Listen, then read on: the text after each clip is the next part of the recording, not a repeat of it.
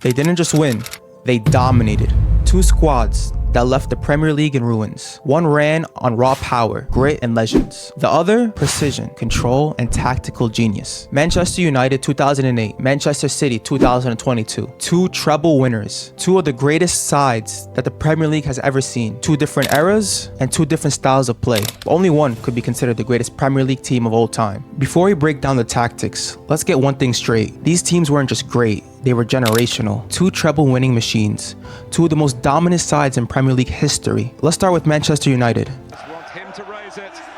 They won the Premier League, the Champions League, and the Community Shield that year. With 87 points in the league, 27 wins, 6 draws, and 5 losses. They only had 22 goals conceded, which if you didn't know, is the best defensive record in Europe's top 5 leagues. They had 24 clean sheets in the Premier League, 45 in all competitions. Ronaldo had 42 goals in all competitions, with a win percentage of 72% across all competitions. Unbeaten in the Champions League, with 9 wins and 3 draws. They were a brick wall at the back, lightning fast in attack, and most importantly, they knew how to win when it mattered. Now shifting over to Man City, who also won the treble, but in better fashion. They won the Premier League, the FA Cup, and the Champions League, which was first in club history. They had 89 points in the league, with 28 wins, 5 draws, and 5 losses. They had 33 goals conceded in the Prem, the second English team to ever achieve a treble, second to Man United's 2008 team that we just discussed. They had a 12-game win streak to close the title, 151 goals across all competition. Haaland had 52 goals in 53 games, which is a Premier League record in his first season, by the way. They had a win percentage of 72% across all competitions, with 16 clean sheets in the Premier League. Statistically,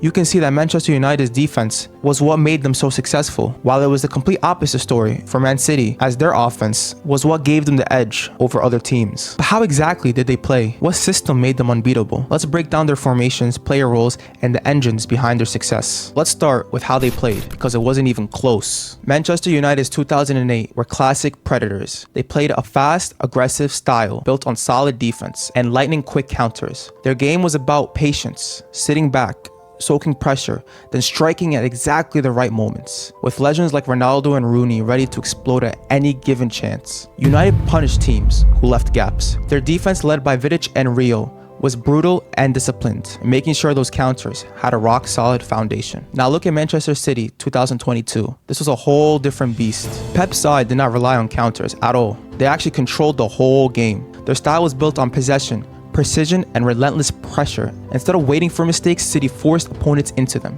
breaking down defenses with quick passing and intelligent movements. They suffocated teams, dominating the ball and space like no Premier League team ever has done before. So while United thrived on chaos and quick breaks, City controlled every moment on the pitch, using tactics that changed the way football was played in England. Two styles, two philosophies, both deadly but completely opposite. Now let's see how they tactically were able to do this. United's go-to formation was a flexible 4-3-3, but it often shifted to a 4-4-2 or a 4-2-3-1, depending on the game. Van der Sar in goal, protected by one of the most dominant center-back duos in history. Vidic and Rio, fullbacks like Evra and Wes Brown, stayed solid, but supported attacks when needed, especially Evra, who gave width on the left-hand side, while Wes Brown stabilized the back. The midfield, they were a hard-working engine. Michael Carrick sat deep, controlling tempo, while Scholes floated between lines with his crazy passing range and his crazy playmaking ability. And Owen Hargreaves, or Anderson, brought the legs and intensity. I want to give a special shout out to Owen Hargreaves, a player that doesn't get much praise, however, was one of the biggest reasons United won that Champions League final match in Moscow. He is a relentless workhorse, was a key player for them throughout the whole season, but the real threat was up front. Ronaldo started on the right, but played like a second striker, cutting inside constantly. Rooney drifted everywhere, left, center, deep, doing whatever the team needed. Tevez, he was the chaos, pressing, tackling, scoring. The front three didn't play in positions, they played with freedom. Their main source of goals, counterattacks, and quick transitions. They defended deep, win it back, and go from box to box in seconds. Even the subs made an impact. Nani and Park Ji-sung brought energy and directness late in games. Giggs was the type of player that would change tempo and give a new style to the play. That was Man United. Man City, on the other hand, played their iconic 4-3-3, but with Pep, it's never just a formation. It was more like a 3-2-4-1 in possession. Ederson acted like a third center back with his passing. They would have a back three with Diaz leading them, while the center back John Stones in possession would step up and play that DM role alongside with Rodri to help build up from the back. Rodri was the anchor. Everything flowed through him. De Bruyne played high up, almost like a second striker at times. Bernardo or Gundogan gave control and flexibility. Up top was their goal-scoring machine Haaland. He stayed central, pinned defenders, and finished everything that came his way. Foden and Mahrez stretched the pitch, giving City constant width or cut-in to create chaos. City's main source of goals? Well, that came through overloads, through-ball cutbacks, and Haaland just being Haaland.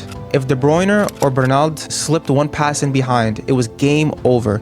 And Pep's subs? Always tactical. Julian Alvarez brought chaos off the bench, pressing, scoring, creating, kind of like a Ryan Giggs role. And when Phil Foden would come off the bench, he would shift the energy completely. So what's the difference? United played with explosive chaos. City played with ruthless control.